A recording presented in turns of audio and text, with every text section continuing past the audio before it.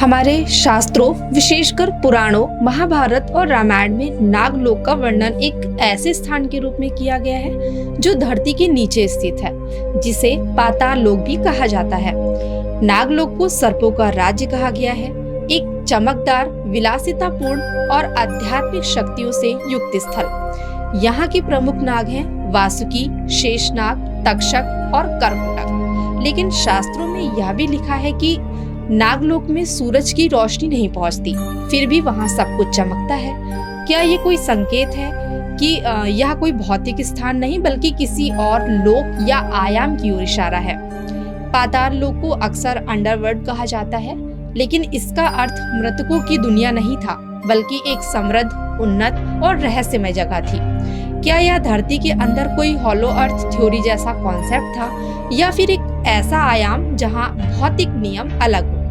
अब चलिए इसे आधुनिक विज्ञान के दृष्टिकोण से देखें। थ्योरी ऑफ मल्टीवर्स कहती है कि हमारे ब्रह्मांड के समानांतर कई आयाम मौजूद हो सकते हैं। इनमें समय का बहाव, गुरुत्वाकर्षण और पदार्थ की संरचना बिल्कुल अलग हो सकती है।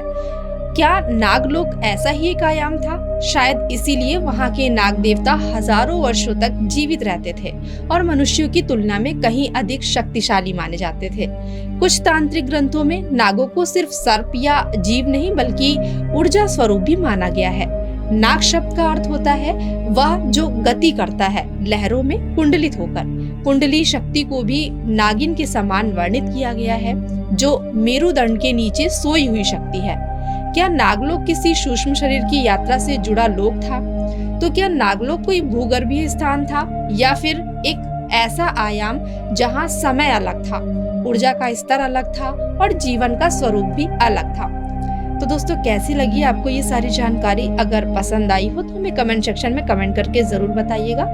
मिलते हैं अपने नेक्स्ट एपिसोड में ऐसे ही कुछ रोचक व अद्भुत विषय के साथ। तब तक के लिए मैं आपसे आज्ञा चाहती हूँ। धन्यवाद।